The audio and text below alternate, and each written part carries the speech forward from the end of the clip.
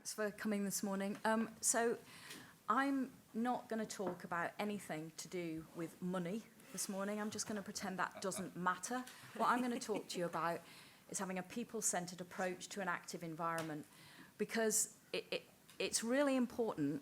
We can have all the spaces and places that we want at local level, but if no one's actually using them because we haven't asked the right people about what they want to do, there's very little point in having them, and then you don't get any of the evidence or the insight that everyone else has been talking about this morning. This is what I'm going to run through this morning. So I'm going to talk a little bit about what do we mean by an active environment, what the barriers are, the public sector context that we're all battling with, perhaps some ideas about how we can develop some more active environments, and some case studies from live work that Strategic Leisure's been doing, and then some of the key learning points. So I kind of feel like, apologies, there'll be some crossovers with what's been said before, but actually you guys gave me some really good kind of segues into this as well, even though I hadn't seen your presentation. So just before I start, apologies, I should have said I'm Rachel Fowler. I'm the Managing Director of Strategic Leisure. So we're a specialist leisure consultancy that works in physical activity, sport and leisure. Okay, so what do we mean by active environments? None of these are rocket science. We all see physical activity, active environments like this every single day around us. But they're all defined, aren't they? And although we all recognise them, and it might seem simple that we just have these, open the doors and they will come, that isn't actually what happens, because if it was what happened, we wouldn't have roughly 20% of the population still being inactive. So we're clearly not doing everything right at the moment. Some of that isn't the industry's fault. There's been an awful lot of change over recent years, which have meant that we need to change as well. But as soon as we talk about change, given the kind of struggles and the factors that have already been outlined this morning about public sector, leisure, active well-being, however you want to describe it, is we've got to find a way of getting support for changing, because otherwise we're not going to make the impact that the sector actually has the potential to do. So I believe we need to take a really different approach, and I think some of the things that Kim Ledbetter mentioned this morning are absolutely vital. We have to think differently, and we have to give that space and time to happen. So if we take a place-based approach, and we really focus on those who are inactive, what does that actually mean in practice?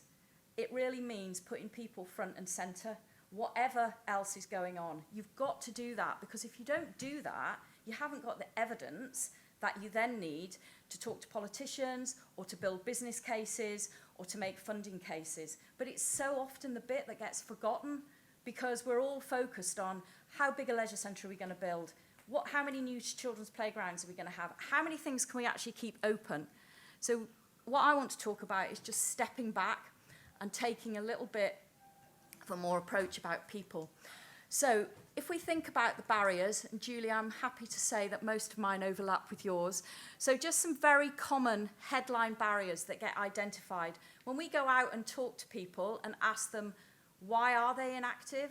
What would make them more active? Cost is always the thing that comes first, particularly at the moment. But it's not just the cost of activity, it's the cost of getting there.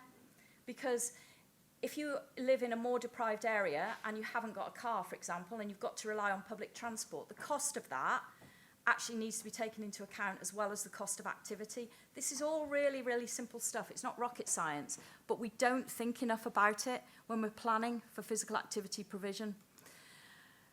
Time. Everybody's really busy, aren't they? Everybody's got too much to do and too much on, but the lack of personal time affects some people more than others. So if you talk, for example, to the Muslim community, women in the Muslim community never put themselves first. Their physical activity needs come way, way down the agenda after their husbands, the rest of their communities, their kids, etc. We're currently doing some work in Nottingham where this kind of stuff and information has come way to the front.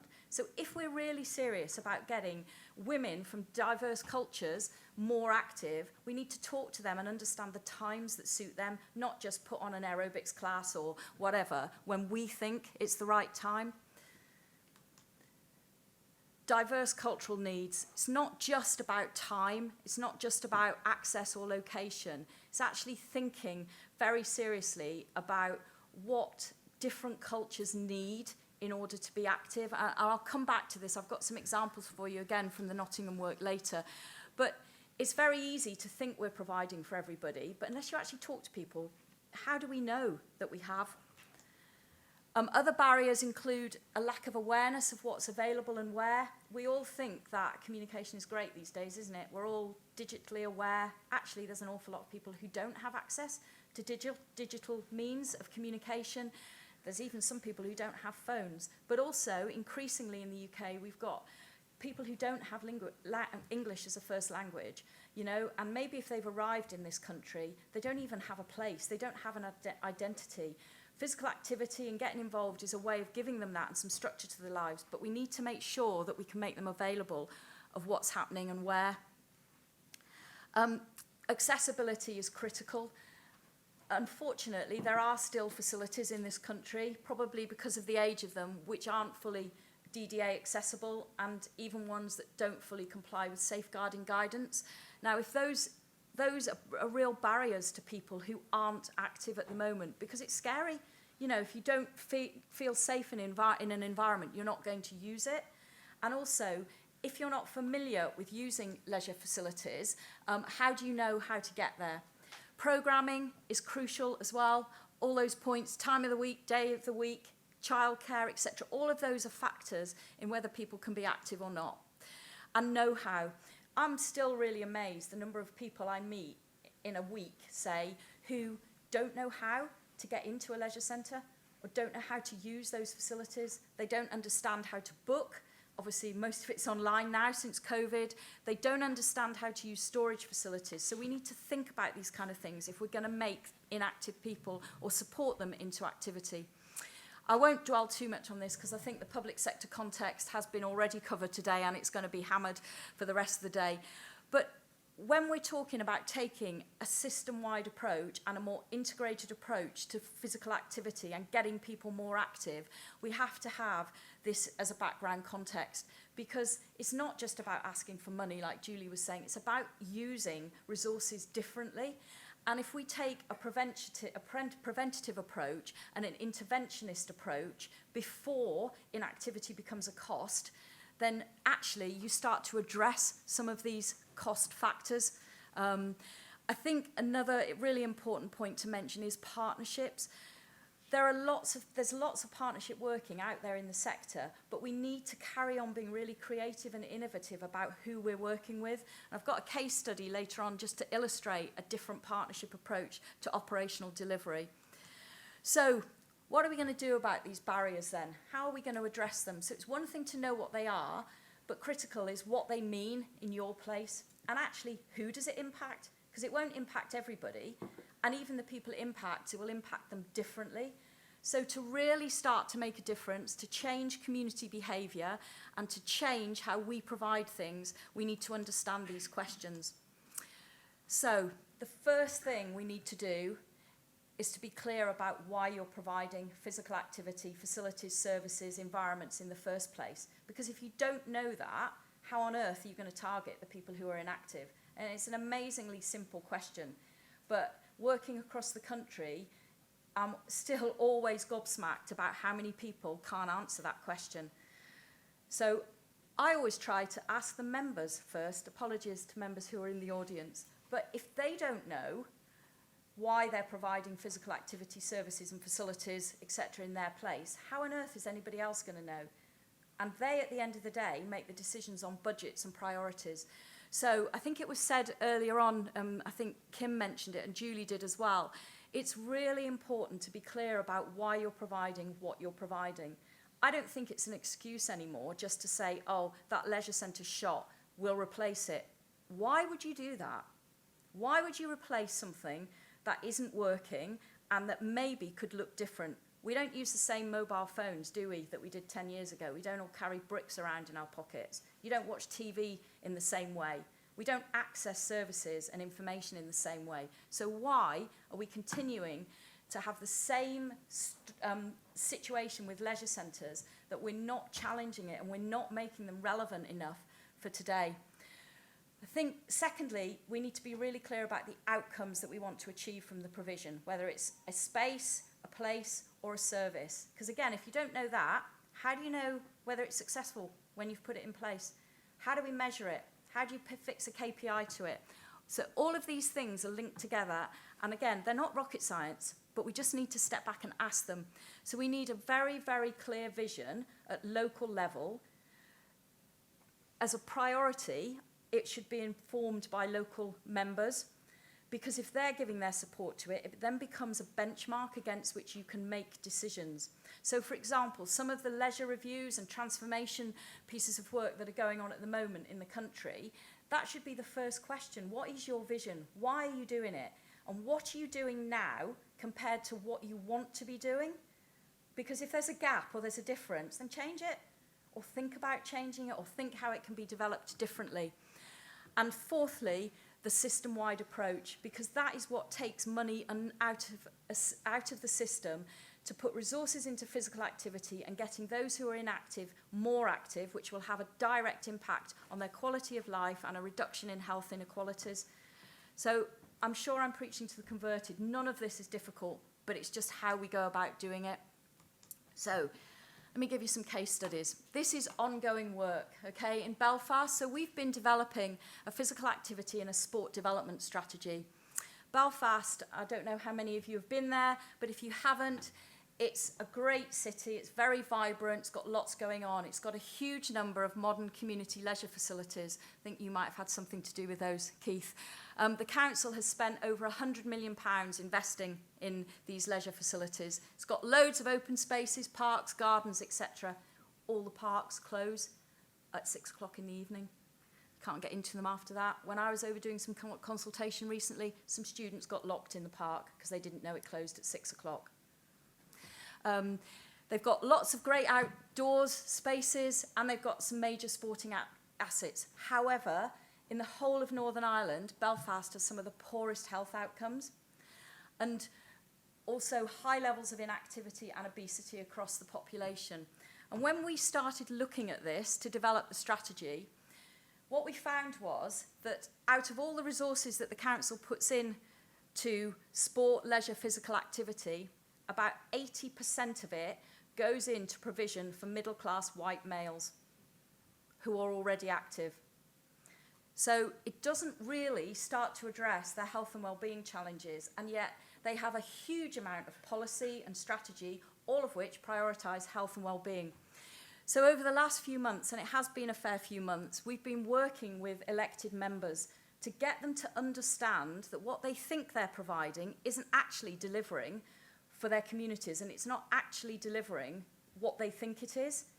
So people like women and girls, for example, football, other team sports, fast developing in Belfast, but there's nowhere for them to go because they can't get onto the pitches because there aren't enough pitches anyway, and there's no online booking system. So what happens is, if you know somebody, you get a pitch, or if you know somebody who knows somebody, you get a pitch. But if you're a young girls team who's struggling to develop, you can't get on a pitch to train or play. How is that possible in 2023? It's ridiculous. So what we've done through the strategy is to try and take the members and very key partners in Belfast on a journey. So we're ending up with these 6 recommendations over here. I won't bore you with all the detail, but I'm happy to talk about it afterwards if anyone's interested.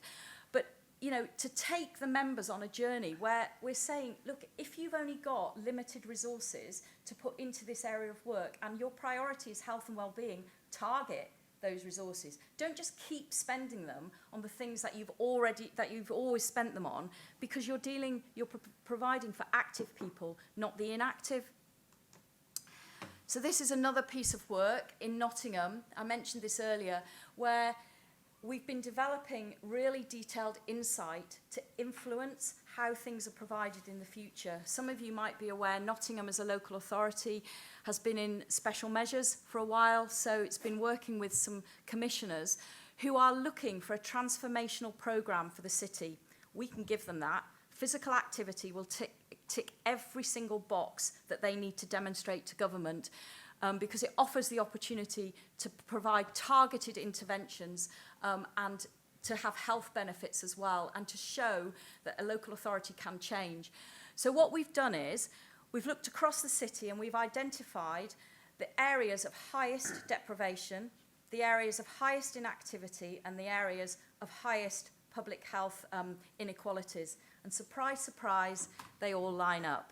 So we've spent the summer going into these 3 areas, talking to people, literally talking to people. Sometimes it's been one-to-one, or small groups, or larger organisation, to try and understand why inactivity is such an issue for these communities and why they aren't using the provision that's there.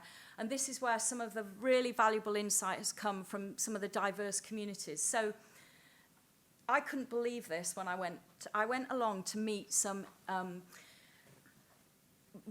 Muslim women and also some people who've just arrived in the UK. So they have nothing, and yet they come along to talk about physical activity because they want to be more active, because they know how valuable it is for their health.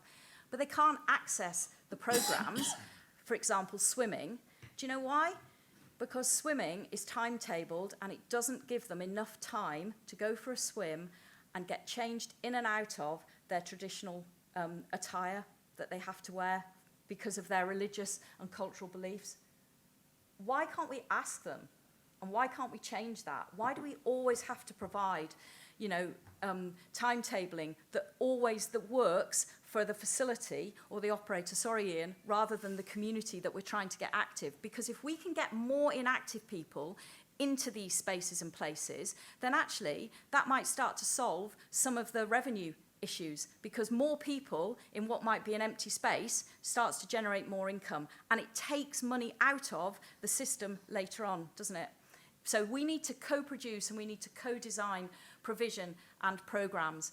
So there's lots of other examples about Nottingham, but I'll move on, can give some more of those later if you like. So some other case studies for change. Now this is about a facility. So in Nuneaton and Bedworth, we are going to be developing a new physical activity hub.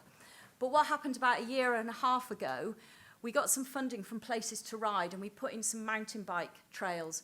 There's never been mountain bike trails in Bedworth before.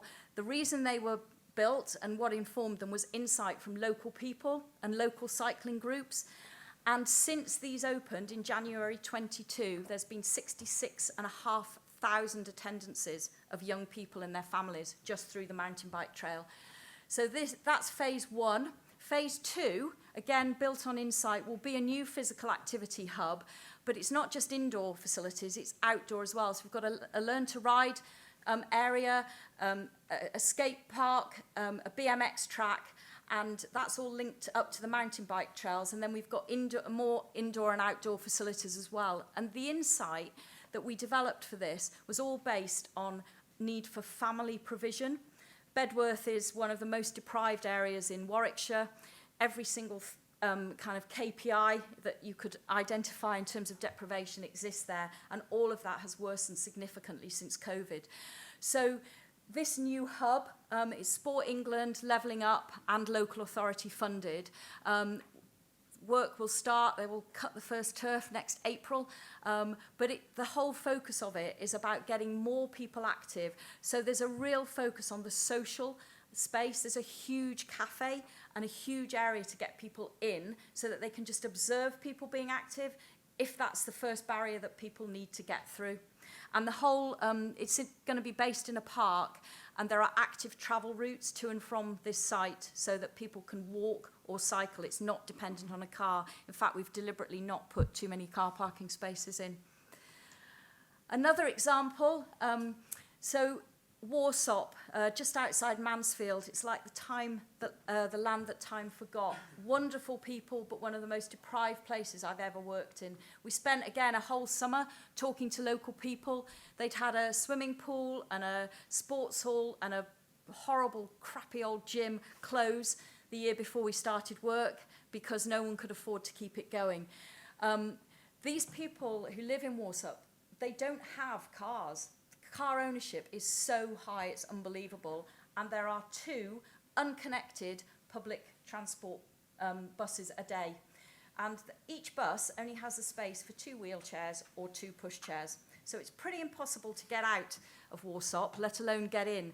So what we've developed there, again, with Sport England funding, Towns funding and money from the local authority, is one of the first leisure local projects for Sport England. There'll be a few opening, but this is going to be one of the first. Hopefully it'll open its doors next year.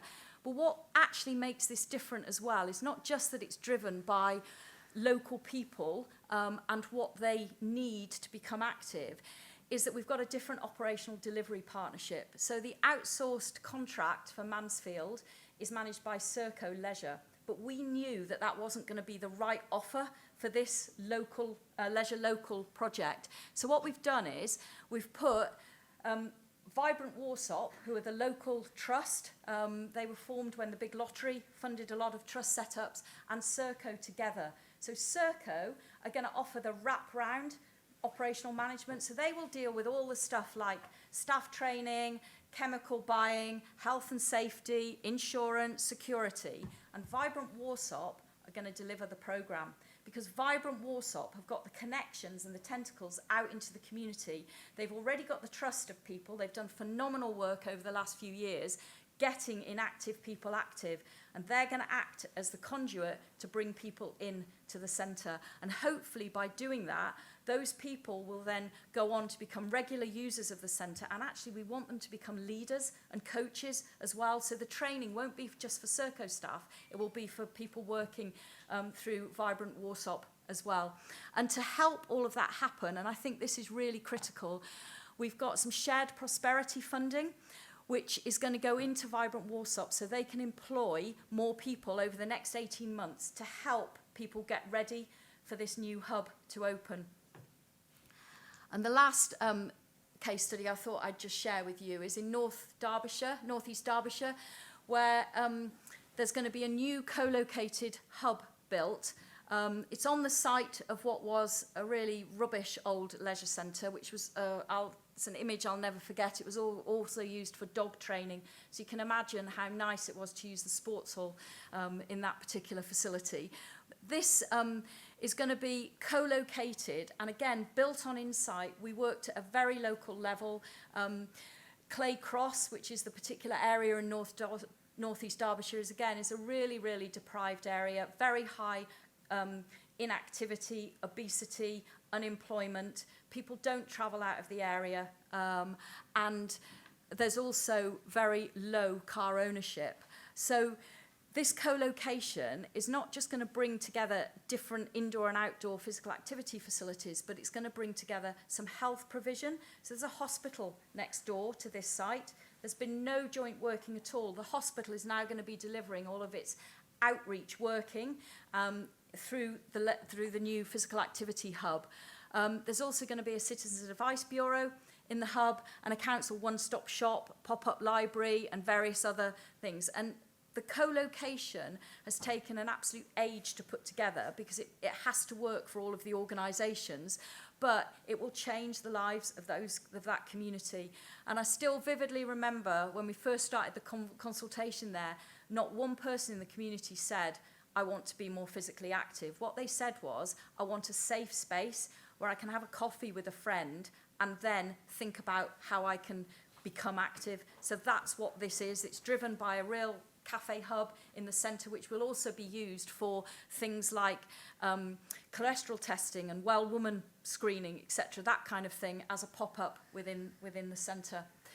So those are just some examples, and I guess really coming from those, just some key learning I think that it's important to think about is all of this takes time. You know, people can get unhealthy and become inactive very, very quickly. To change that and change behaviours takes an awful lot of time, but it's an investment that should have a system-wide impact. It does take resources as well. Funding will be needed, but actually it's also about people, because people should be at the centre of physical activity provision, and we're all people, aren't we, providing for people, so they need to be front and centre alongside partners. You need a clear vision and outcomes, why you're doing what you're planning. You need to take a system-wide approach, and you need insight at the core of that approach. Thank you. That was fantastic.